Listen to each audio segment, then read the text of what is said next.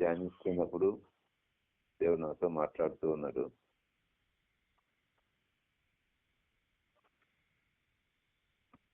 ప్రార్థన చేస్తున్నప్పుడు ఆ వాక్యం నా హృదయంలో స్థిరపరచబడుతూ ఉంది. దేవుని వాక్యాన్ని బోధిస్తూ ఉన్నప్పుడు పరిశుద్ధాత్మ దేవుడే మాట్లాడుతూ ఉన్నాడు. ఆ మాటలు నేను రాసుకుని డైరీలో పెట్టుకుంటూ ఉన్నాను. అవి మరలా చూసుకుంటూ ఉన్నాను. నేను కాదు ఆ వాక్యం చెప్పింది, పరిశుద్ధాత్మ దేవుడు అని నాకు చాలా క్లియర్గా అర్థమవుతుంది. వాటిని నేను చెప్పాలి అనుకుంటే అవి నాకు అంతగా రావట్లేదు. దేవుని ఆత్మతో ఉన్నప్పుడు కన్నీటితో వేదంతో ఉంటున్నాయి. మామూలుగా నార్మల్గా ఉన్నప్పుడు అదే మాటలు నేను చెప్పాలి అనుకున్నా అదంత రుచిగా ఏమి ఉండలేదు. దేవుని ఆత్మ మాత్రమే బోధిస్తుంది అని నాకు క్లియర్గా అర్థమైన విషయం. దేవుని వాక్యాన్ని లేక దేవుని యొక్క మాటను ఇతరులు చెప్పేటప్పుడు పరిశుద్ధాత్మ ప్రవాహంగా పనిచేస్తారు అనే విషయాన్ని మీరు గుర్తుపెట్టుకోవాలి. పరిశుద్ధాత్మ పనిచేసే స్థలాలు కొన్ని ఉంటాయి. ఆ స్థలాల్లో ఆయన వాడుకోవాలి. ఈ విషయాన్ని మేము నేర్చుకున్నాం రీసెంట్గానే. ఇమ్మాన్యుయల్ బైబిల్ స్కూల్లో నేర్చుకున్నాం. ఏమండి, పరిశుద్ధాత్మ ద్వారా పనిచేసే స్థలాలు కొన్ని ఉంటాయి. ఆయన ఆ స్థలాల్లోనే పనిచేస్తాడు. అక్కడే ఆయన వాడుకోవాలి. నువ్వు మరుగుదొడ్లో తీసుకెళ్ళి మరుగుదొడ్లో ఉండి అక్కడ వచ్చి పని చేయంటే అక్కడ పని చేయడం అంటే మడ్డి జీవితం జీవిస్తూ నిష్టానుసారంగా మాట్లాడుతూ అక్కడ పరిశుద్ధాత్మ పనిచేసే ఆ స్థలంలో ఉంటాయి. పరిశుద్ధాత్మ పనిచేసే స్థలాలు కొన్ని ఉంటాయి. దేవుని వాక్యాన్ని ఇతరులు చెప్తూ ఉన్నప్పుడు, సువార్తను ప్రకటిస్తూ ఉన్నప్పుడు పరిశుద్ధాత్మ పనిచేసే స్థలం అది. ఆయన యూజ్ చేసుకోవచ్చు. అక్కడ ఆయన ఉపయోగపడతాడు. అద్భుతంగా ఉపయోగపడతాడు. వండర్ఫుల్గా ఉపయోగపడతాడు. మరింత అభిషేకాన్ని ఇస్తాడు. మరింత అభిషేకాన్ని ఇస్తాడు. ఆయన బలాన్ని ఇస్తాడు, బలపరుస్తాడు, వాక్యాన్ని ప్రవాహంగా ఇస్తాడు.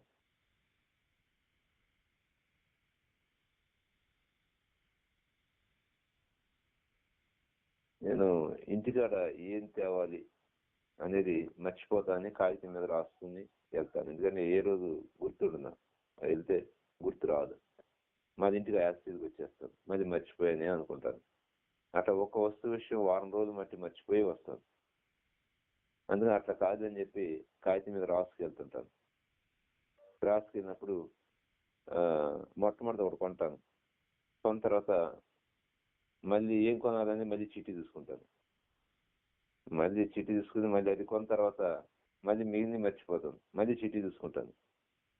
మళ్ళీ థర్డ్ కొంటాను. ఇట్లా 4-5 నిన్న జరిగిన విషయం ఇది. కానీ దేవుని వాక్యం దగ్గర బిడ్డ, వాక్యం దగ్గరకు వస్తే బిడ్డ ఉంటది ప్రవాహం. మామూలుగా ఉండదు బిడ్డ. ఇది కేవలం పరిశుద్ధాత్మ కార్యం అని నాకు అర్థమవుతుంది. ఒక వ్యక్తి you are not sufficient but my grace is sufficient అంటాడు ఆయన. నువ్వెందుకు సరిపోవు, కానీ నా కృప సరిపోతుంది అంటాడు. మొత్తం మర్చిపోడిరా నాకు తెలుసు, కానీ నువ్వు సరిపోవు, కానీ నా కృప సరిపోతుంది అంటాడు. నిన్న ఉదయం సేవకులతో మాట్లాడాను. ఆ మాటలు ఏంటి అని పరిశుద్ధాత్మని ఉదయాన్ని వేసి అడుగుతున్నాను. 3 మాటలు చెప్పాను. ఆ 3 మాటలు కన్నీటితో చెప్పాను, వేదంతో చెప్పాను. నీ ఎందుకు పిలువబడ్డావు,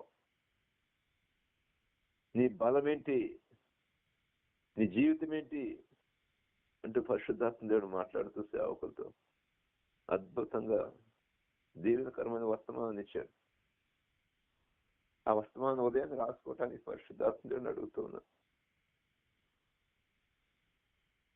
ఉదయాన్ని సేవకులను బోధించావు కదయ్యా, ఆ వాక్యం నాకు గుర్తు చేయవాలి. అది కొద్ది సమయం ఆయన సరిగ్గా గడిపిన తర్వాత అప్పుడు ఆ వాక్యాన్ని గుర్తు చేశాడు ఆయన. అప్పుడు రాసుకున్నాను నేను.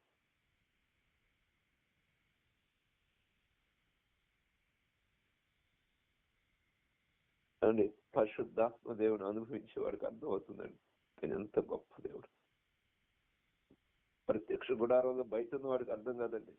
వాడు మాట్లాడే మాటలు కూడా తేలికొట్టాడు. దేవుడు అర్థం కాదు వాడికి. ఎందుకంటే క్రీస్తులోకి వాడు వెళ్ళలేదు కాబట్టి. ప్రత్యక్ష గుడారంలోకి వెళ్తే ఉంటుందండి ఆయన అందం, ఆయన అపురూపం అయినటువంటి ప్రేమ, ఆయన అపురూపమైన ఆదరణ, ఆయన నడిపింపు, ఆయన ఆలోచన, దివ్యమైనటువంటి ఆ సన్నిధిని చూస్తే తన్మయం చెప్తామండి.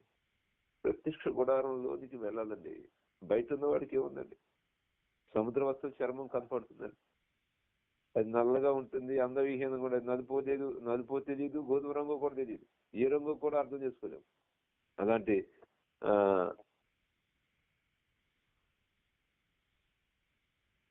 ఎవరు ఇష్టపడినటువంటి తెర అది. మిగిలిన 3 తెరలు అద్భుతంగా ఉంటాయి, కానీ పైన ఉన్న తెర మాత్రం ఎవరికి ఇష్టం ఉండదండి. ఆ కాళ్ళు ప్రత్యక్ష గుడారం వెలుపులను చూసేవాడికి అది ఏమో అర్థం కదండి. వాడికి క్రీస్తుకు వెలుపులుండి యేసే నమ్ముకున్నా అని చెప్పి కేవలం నామకార్థం భక్తి చేసేవాడు ఉన్నాడే, వాడికి ఏం అర్థం కదండి. వాళ్ళు నామకార్థ క్రైస్తవులు అంటారండి. పెద్దలు పెట్టిన పేరండి, నేను పెట్టిన పేరు కాదండి. నామకార్థ క్రైస్తవు, నామకి వాస్తే భక్తి చేస్తారండి. అది 5, 10, 15, 20 గడిచిపోతాయండి. కానీ యేసే అంటే వాళ్ళకి ఏం తెలియదండి బాబు. ఆయన అనుభవించడం అంటే కూడా ఏం తెలియదండి. కానీ భూ సంబంధం బగా ఉంటాయండి. బగా ఉంటాయండి. అలా భూ సంబంధం కోరికలు, భూ సంబంధం ఆలోచన, భూ సంబంధం టెక్కులు, టమారాలు, అమ్మో ఏముంటాయండి బాబు.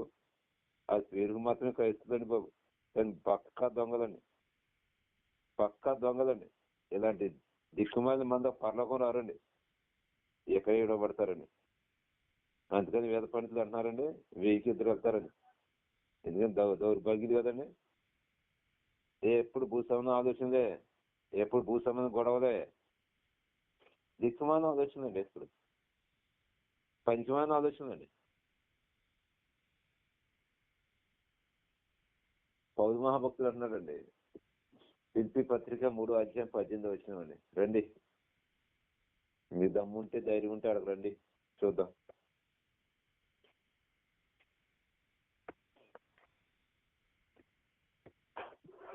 సహోదరులారా, నన్ను పోలి నడుచుకోండి,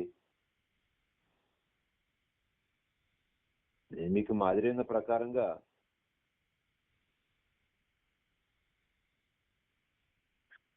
గురిపెట్టి నడుచుకోండి, గురిపెట్టి చూడండి అంటారు. మేము మీకు మాదిరైన ప్రకారం నడుచుకుని వారిని గురిపెట్టి చూడండి.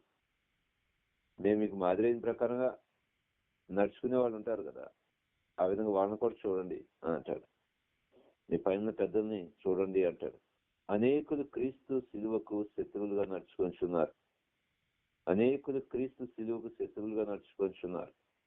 వీరిని గురించి మీతో అనేక పర్యాయం చెప్పి ఇప్పుడు నువ్వు ఏడ్చుచూ చెప్పుచున్నాను.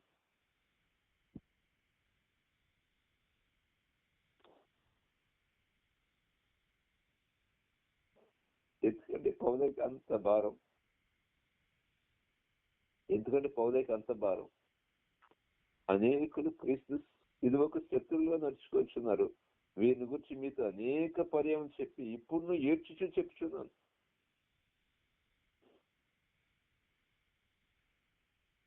నాశనమే వారి అంతం, వారి కడుపే వారి దేవుడు. ఒరి బతికి నన్నాళ్ళు నీ కడుపు కోసమేరా. ఏం బతుకురా నీ బతుకు, కుక్క బతుకు. ఎప్పుడు నేను, నా భార్య, నా పిల్లలు, ఇదేరా కుక్క బతుకు. కుక్క కూడా పిల్లల్ని గంటలు పెంచింది. కుక్క కూడా అదే రకంగా బతుకుతూ ఉంటది. అందుకని పేతురు మహాభక్తులు అంటాడు, కుక్కలాగా బతకబాకరా, పందిలాగా బతకబాకరా అంటాడు. కుక్క తన వాంతి తిరుగుతున్నట్టుగా, పంది బురద దొరినట్టుగా ఏంట్రా నీ బతుకు అంటాడు. దేవుని నమ్మని చెప్పుకుంటా, దేవుని గురించి నీకు ఏం తెలుసురా? దేవుని అనుభవించావు ఎప్పుడన్నా? ఆయన లోనికి వెళ్ళి చూసావా? ప్రత్యక్ష గుడారంలోకి వెళ్ళావా? బయట చూసేస్తూ ఉన్నావు, బయట తిరిగేస్తూ ఉన్నావు. ఎంత దుఃఖకరమైన విషయం. అందుకని ఏడ్చుచూ చెప్పుచున్నారట పౌలు మహాభక్తులు. వారి నాశనమే వారి అంతం, వారి కడిపే వారి దేవుడు. వారు తమ సిగ్గుపడవలసిన సంగతులు అసేపడుచున్నారు. సిగ్గుపడదు కదా, రే నీకు సిగ్గుందరా అంటారు మా పెద్దనాన్న వాళ్ళు. అసలు మనిషివేరా? ఈ మాటలు నేను చిన్నప్పటి నుంచి ఇంటికి వచ్చాను, ఈ రోజు ఇంటికి కాదు, చిన్నప్పటి నుంచి ఇంటికి వచ్చాను నేను. ఈ మాటలు మా పెద్దనాయనలు మాట్లాడేటప్పుడు, గద్దించేటప్పుడు, మా అందమ్మని గద్దించేటప్పుడు. మా పెద్దనాయనకి 3 కొడుకులు, మా చిన్న పెద్దనాయనకి 1 కొడుకు, 3 కూతుర్లు. మా నాయనకి నేను ఒక్కడిని, ఇద్దరు అక్కలు. ఈ విధంగా ఇట్లా వీళ్ళ 5కి రకరకాలుగా చెప్తే టైం ఉండదు, కానీ దాదాపు 250 మంది సంత అయ్యారు మొత్తం. గ్యాంగి ఆ వరుస ఇల్లుండే 30 ఎకరాల పొలం, రైస్ మిల్లు. ఎందుకంటే రైస్ మిల్లుకి వీళ్ళందరికీ రైస్ కావాలిగా, అందుకని మా తాత ఏకంగా రైస్ మిల్లు కట్టించేసాడు.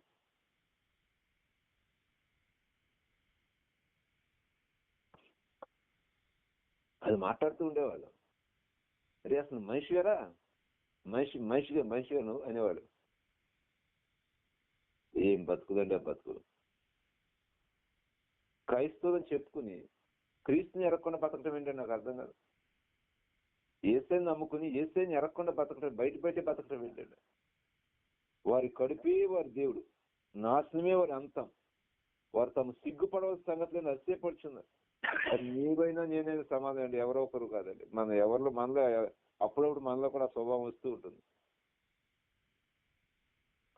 మనమే అపరభక్తం కాదు, నేను కానీ మీరు కానీ, అప్పుడప్పుడు వస్తుంటది ఆ స్వభావం. అప్పుడు మనం అనుకోవాలి, నీ బతుకు చదవకుండా ఏం బతుకురా అని నన్ను నేనే అనుకోవాలి. నేను అనుకుంటాను, ఏం బతుకురా నీ బతుకు శ్రీనివాస్, ఏం బతుకురా నీ బతుకు, ఏం బతుకురా నీ బతుకు అనుకుంటాను నేను అనేక సార్లు. నాశనమే వారి అంతం, వారి కడుపే వారి దేవుడు.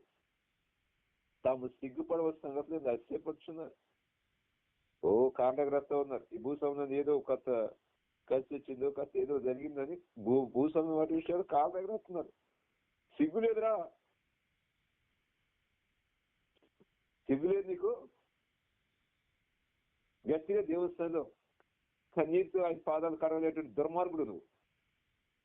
ఎప్పుడో పోయింది ఆ ప్రార్థన. దుర్మార్గుడు దేవుని పాదాలు కన్నీటితో వేదంతో ఆయన పాదాలు కడిగిన రుణగ్రస్తమే కదా. కానీ అది పోయింది ఎప్పుడు. కానీ భూస్వామి వాటిలో కాళ్ళు ఎగరేస్తా ఉన్నావు ఏదో కలిసి వచ్చిందని. సిగ్గులేదు. వారు తమ సిగ్గుపడవలసిన సంగతులు ఎందుకు అసేపడుచున్నారు. భూసంబంధం వాటి ఏంది మనసు నుంచున్నారు. పౌలు మహాభక్తుడు, గొప్ప దైవజనుడు, దేవుని ఆత్మతో నింపబడి నడిపించబడిన దైవజనుడు. యేసయ్య కరుణామయుడైతే దయామయుడిగా పిలువబడినటువంటి వ్యక్తి, దయామయుడిగా అంత దయ కలిగినటువంటి వ్యక్తిగా జీవించిన వ్యక్తి యేసయ్య తర్వాత యేసయ్యని పోలి ఎవరన్నా ఉన్నారంటే పరిశుద్ధ గ్రంథంలో పౌలు మహాభక్తుడే. యేసయ్య కొరకు హతసాక్షి అవడానికి ఎంతో సంతోషపడ్డాడు ఆయన. ఆయన్ని జైల్లో పెట్టినటువంటి ఆ జైలు కూడా నేను చూశాను. ఆయన ప్రయాణం చేసినటువంటి ప్రాంతాలను చూశాను. ఎందుకంటే టీవీ ఒకటి ఉంది కదా, ఆ టీవీలో చెప్తూ ఉంటారు పౌలయ్య చేసిన ప్రయాణాల గురించి. పౌలయ్య ఎక్కడ ఓడెక్కాడు, పౌలయ్య ఎక్కడ జైల్లో ఉన్నాడు, పౌలయ్య ఎంత హింసించబడ్డాడు చెప్తూ ఉంటారు. నాశనం వారి అంతం, వారి కడుపే వారి దేవుడు. వారు తమ సిగ్గుపడవ సంగతులను ఆశ్చర్యపడుచున్నారు. భూసంబంధం వాటి ఏంది మనసు ఉంచుతున్నారు. కొలసీ రాసిన పత్రిక 3వ అధ్యాయం 1వ వచనంలో పౌలు మహాభక్తుడు కొలసీ సంఘానికి రాస్తూ అంటాడు, మీరు క్రీస్తుతో కూడా లేపబడ్డ వారేనా? నిజంగా మీరు క్రీస్తుని అంగీకరించారా? మీరు నిజంగా బాప్తిజం తీసుకున్నారా అంటున్నాడు. మీరు నిజంగా బాప్తిజం తీసుకున్నారా అని అడుగుతున్నాడు ఆయన కొలసీ సంఘాన్ని. మీరు నిజంగా బాప్తిజం తీసుకున్నారా?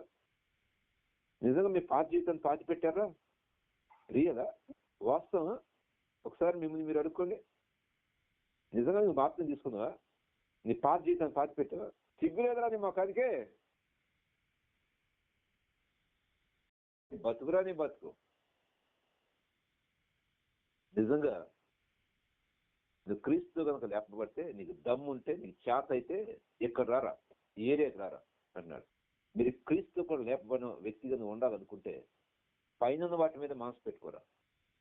ఈ రోజు నుంచి పైన వాటిని వెతకరా. పందిలాగా బతావేంట్రా, కుక్కలాగా బతావేంట్రా, భూస్వామి వాటిని ఎదుగుతావేంట్రా అంటున్నాడు. ఎప్పుడు పంది కుక్కలాగా ఉంటావేంటి అంటున్నాడు. ఎప్పుడు భూస్వామి వాటికి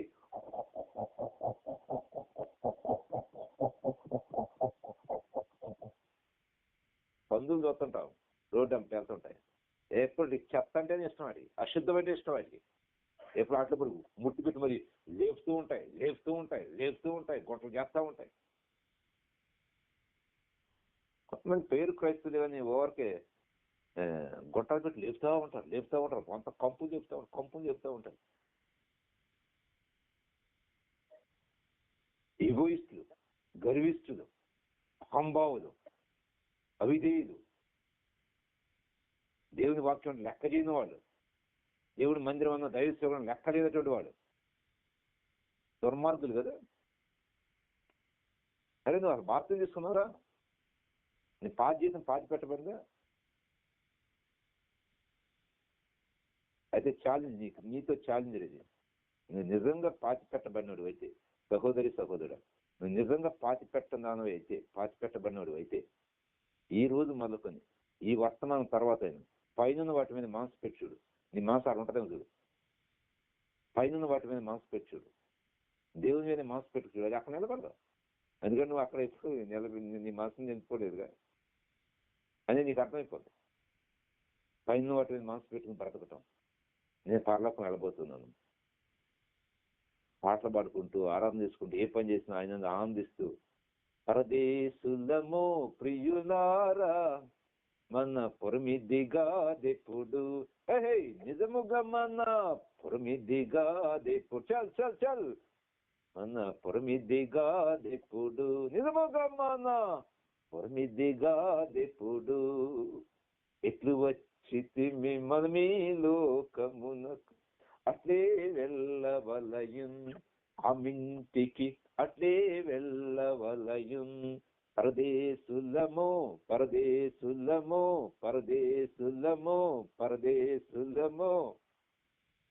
ఎప్పుడు ఈ ప్రాణం పోతుందో తెలీదు. ఎవరో సహోదరు చెప్పింది, మరి అని చెప్పిన ఎంతవరకు వస్తాం నాకు తెలీదు. వాక్యం చెప్తూనే గుండాగి దేవుని సన్నిధికి వెళ్ళిపోయారు అన్న మీరని చెప్పింది. మరి ఆమె అయితే ఇప్పుడు ప్రభువులో లేదు అని చెప్పిన మనిషి కూడా. అది ఎంతవరకు వస్తుందో కూడా నాకు తెలియదు. కానీ ఆయన చెప్పిన మాట గుండె అయిపోయి వెళ్ళిపోయింటే ఆమె చూసిందట. అంతకంటే అదృష్టం ఏంటమ్మా అన్నా నేను. అంతకంటే గొప్ప అదృష్టం ఏంటమ్మా నేను. గొప్ప అదృష్టం ఏముందమ్మా? హ్యాపీగా దేవుని సన్నిధికి వెళ్ళిపోతాను. నా దేవుని సన్నిధికి ఎప్పుడు వెళ్తానా అని చూస్తున్నాను. ఎందుకంటే అక్కడ గొప్ప గొప్ప భక్తులు ఉన్నారు. పేతురుని చూసే గొప్ప భాగ్యం, పౌలుని చూసే గొప్ప భాగ్యం, సాక్షాత్తు నా కోసం ప్రాణం పెట్టినటువంటి రక్షణను చూసే గొప్ప భాగ్యం. అంతకంటే ఇంకా గొప్ప భాగ్యం అది ఈ పెంటలోకం కంటే అది చాలా గొప్ప భాగ్యం కదమ్మా అని చెప్పారు. గొప్ప భాగ్యం అది.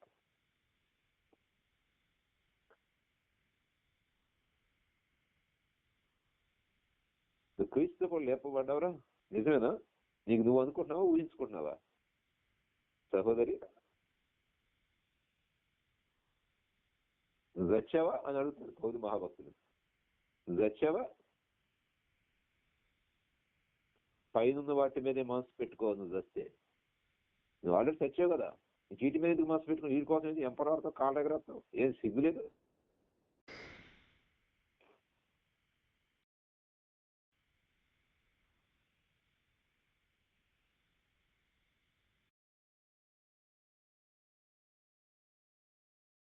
క్రీస్తు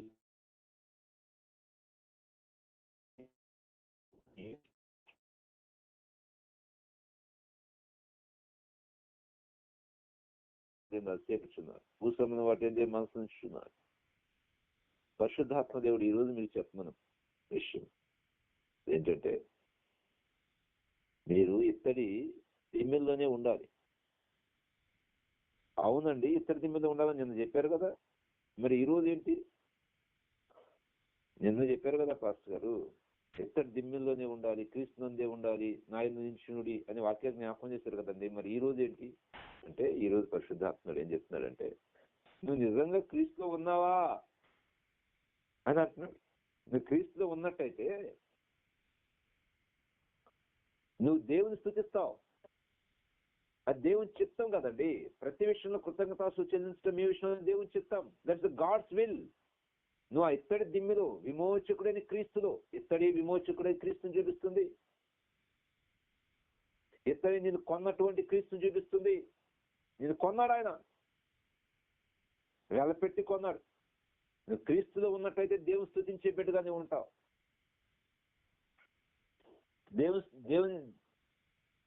దేవుని పరిశుద్ధంగా జీవిస్తావు. ఆ దేవుని చిత్తం. రాసిన పత్రిక 4:3 చెప్తుంది, నీ పరిశుద్ధమైన జీవితాన్ని కలిగి ఉండాలని చెప్తుంది. పరిశుద్ధంగా జీవిస్తావు. ఓ ప్రత్యేకంగా నేను క్రీస్తువు చెంది బిడ్డం, నేను క్రీస్తువు చెంది బిడ్డం, నేను క్రీస్తు ఆస్తిని అంటూ ఉంటావు. నిజంగా నువ్వు క్రీస్తులో ఉంటే దేవుని స్తుతిస్తావు బిడ్డ. నిజంగా నువ్వు క్రీస్తులో ఉంటే పరిశుద్ధంగా జీవిస్తావు బిడ్డ. నిజంగా నువ్వు క్రీస్తులో ఉంటే the last and final word రోమాపత్రిక 12:1 పరిశుద్ధ. ఈరోజు ఉదయాన్నే చెప్పాను నాకు ఈ మాటలు. రోమాపత్రిక 12:1 సజీవయంగా దేవునికి అర్పించుకుంటావు. Living sacrifice. నీ జీవితాన్ని దేవుని కోసం ఖర్చు పెట్టేస్తావు, లెక్కలేసుకుంటాం కాదు. ఒక చారీ గారు ఉండేవాడు. మరి చారీ గారి మనస్తత్వం ఎలా ఉంటుందో నాకు తెలియదు, కానీ రకరకాల మనస్తత్వాలు ఉంటాయి మనుషులకి. ఆయన గురించి శైలేష్ ప్రకాష్ గారు మందిరం ప్రతిష్ఠ రోజు ఆయనతో మాట్లాడారు. ఆయనకు మాట చెప్పారు. ఆయన ఏం చెప్పారంటే, ఈ డోర్ చేసినందుకు మీరు ఎంత తీసుకున్నారు అని చెప్పారు. అంటే పాస్ట్ గారు ఇది ఇంత అని చెప్పి, ఇంత అండి, ఆ ఇంట్లో ఉన్నటువంటి టీవీని కూడా ఇచ్చేసారని చెప్పారు. అంటే నా ఇంట్లో టీవీ ఓనీడే టీవీ ఉంది. అనుష పెద్దకి ఇలా పక్క అలాంటి చూస్తూ గేట్లు పట్టుకు అలాంటి ఉంటే చిన్నపిల్ల కదా, తెలియదు కదా. అందుకనే ఓనీడా టీవీ, చిన్న టీవీ ఒకటి దేవుడు ఇస్తే మొత్తానికి అది తీసుకొచ్చి పెట్టాను. మరి డోర్ చేశాడు ఆయన. డోర్ చేసినప్పుడు ఆ చెక్క ఈ చెక్క అన్ని ముక్కలు కలిపి తీసాడు. ఆ డోర్ని మరి ఇప్పుడు కొందో లేదు తెలియదు, నాకు తెలియదు. ఆ డోర్ ఏమైపోయిందో. ఆ మొక్కలు అన్ని, ఆయన ఇంట్లో మొక్కలన్నీ చెక్కి ఆ మొక్కలతో చేసాడు డోర్ని. ఆయన చూశాడు శైలేష్ ప్రకాష్ గారు. చూసి అడిగాడు. ఆయన అడిగిన తర్వాత మళ్ళీ ఒక మాట చెప్పాడు. ఆయన చేతిలో గుప్పిట్లో ఒక అమౌంట్ ఉంది. శైలేష్ ప్రకాష్ గారు గుప్పిట్లో ఆ డోర్ చేసినందుకు టీవీ ఇట్లా ఇచ్చాను అదే విషయం చెప్పాడు. అమౌంట్ లేక టీవీ ఇచ్చేసారండి నాకు అని చెప్పాను. తర్వాత ఆయన గుప్పిట్లో ఒక అమౌంట్ ఉంది. ఒక అమౌంట్ పెట్టాను నేను. అది 5,000 మరి అప్పట్లో ఏం తెలియదు నాకు. గుప్పిట్ నిండా డబ్బులు ఉన్నాయి ఆయన గుప్పిట్లో. ఆ గుప్పిట్ని ఆయన చూపించాడు. ఈ గుప్పిట్ నిండా మీ పాస్టర్ గారు డబ్బులు పెట్టారు కదా, ఎందుకంటే దేవునికి ఇవ్వటం ద్వారా గొప్ప దీవెన ఆయనకి తెలిసింది, అర్థమైంది ఆయన. ఆ విషయం నీకు ఎప్పుడైతే అర్థమవుతుందో అప్పుడు నువ్వు దీవించబడతావు అని చెప్పాడు.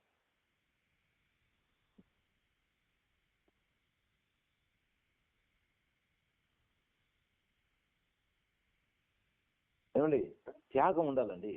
త్యాగం ఉండాలి. దేవుని కోసం ఏం త్యాగం చేశావు చెప్పు. దేవుని ఏసే రక్తం కాచి నీకు రక్షణ ఇచ్చే రక్షణ పొందుకున్నావు. ఏసే ఇచ్చిన రక్షణలో హాయిగా జీవించేస్తున్నావు. ఇంకేదో కావాలని కోరుకుంటున్నావు కదండి. నిజంగా క్రీస్తులో నిలబడితే వీటి గురించి ఎక్కువ సమయం పరిశుద్ధాత్మ తీసుకోవడానికి ఇష్టపడలేదు. కానీ 3 విషయాలు మాత్రం గుర్తుపెట్టుకుంటే, ఒకవేళ పరిశుద్ధాత్మ రేపు కొనసాగిస్తే కన్ఫామ్ గా పరిశుద్ధాత్మ ఈ విషయాల్లో మాట్లాడతాడు. Don't forget it. ప్రార్థన చేద్దాం. నువ్వు క్రీస్తులో ఉన్నావు అంటానికి రుజువులే. దేవుని స్తుతించే బిడ్డగా ఉంటావు. దేవుని కోసం ప్రత్యేకంగా జీవిస్తావు. దేవుని సజీవయంగా దేవునికి లెక్కలు లేకుండా ఖర్చు పెట్టేస్తావు సమయాన్ని. లెక్కేసుకోవద్దు. ఆయన గురించి ఒక సహోదరుడు అన్నాడు, ఆయన ఇంటి దగ్గర నుంచి మందిరం దాకా రావాలంటే అడుగులు లెక్కేస్తాడు. నాకేంటి ఉపయోగం అంటాడట. ఆ సహోదరుడు చెప్పాడు. ఆయన చేత రోజు తెచ్చింది మరి లెక్కల మాస్టర్ అనమాట. అక్కడ ఆ ఇంటి దగ్గర నుంచి మందిరం దాకా నడిచిస్తే నాకేంటి లాభం అని అంటాడట. నాకేంటి లాభం అంటాడట. లెక్కలు వేసుకుంటా జీవితాన్ని ఖర్చు పెట్టే వ్యక్తి దేవునికి అవసరం లేదండి. నా డిగ్రీ పట్టాలు మొత్తం చించి పారేసాను. రైస్ మిల్ పెట్టుకుని, చెప్పుల షాప్ పెట్టుకుని డెవలప్ చేసుకుని బతకాలని మా నాన్న ఉద్దేశం అని దాన్ని తీసి చెత్తకుండా పడేశాను. నా డిగ్రీ పట్టాలు ఉన్నాయి కదండి, బిఎల్ఎస్సి, సిఎల్ఎస్, అవి మొత్తం తీసి చించి ఆవిడ పారేశాను. ఎందుకంటే మరలా ఎప్పుడైనా ఉపయోగించాలని మనసు, చెడ్డ మనసు వస్తే ఉందని చించి పారేశాను.